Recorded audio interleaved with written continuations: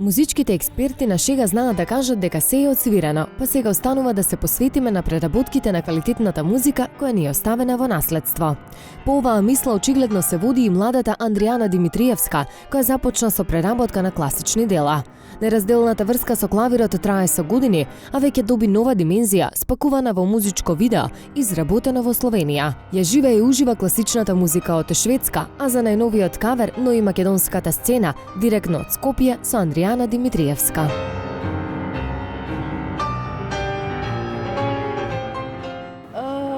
Се одлучив да работам на класична кросовер музика. Тоа е исто, како што кажа, доста популарно.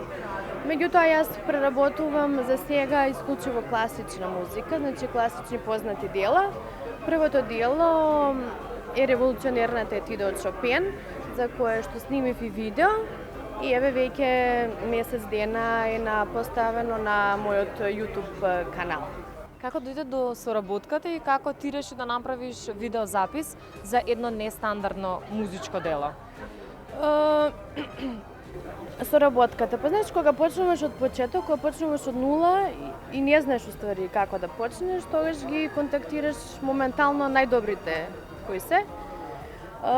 И моментално на Балканов, што се однесува до промоција на нови звезди и која е развиена веќе видеопродукција. Тоа беа и диџеи и ги контактирав и морам да кажам дека многу ми е драго што сите луѓе што ги контактирав за соработка радо ја прифатија. Кој е следно дело ќе го преработиш? За кој веќе размислуваш? Моментално веќе е снимено, направена аудиска снимка за Moonlight сонатата од Бетовен. Тука соработувам со еден исто македонски, еден од најдобрите кларинетисти, па не и во Македонија и широко.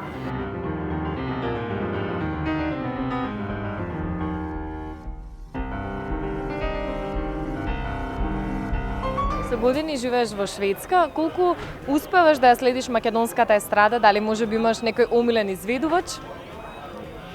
Па јас сега да бидам искрена, ја и не пратам некоја било која посебна естрада, сем класика. Пратам кои се тренувано моментално најдобри пианисти, виолинисти, челисти, диригенти. Имам контакт, сестра ми знае да ми прати. Се ми се свиѓа. Кој е последно што си слушнала од нашиот изведувач? Последното што го слушнав беше Лозановски, јако. Дали можеби треба да очекуваме некоја преработка?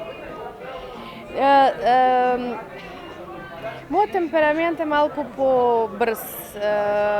Моментално за овие песни кои овде ги слушам, тешко е да се тоа изведе, меѓутоа нормално ако некој напише, зошто да не.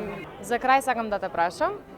Не знам дали ја следиш политичката сцена во Македонија, но на кој политичар би сакала да му отсвириш некое класично дело?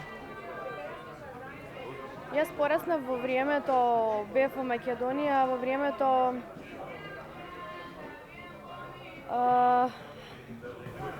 Бранко Црвенковски.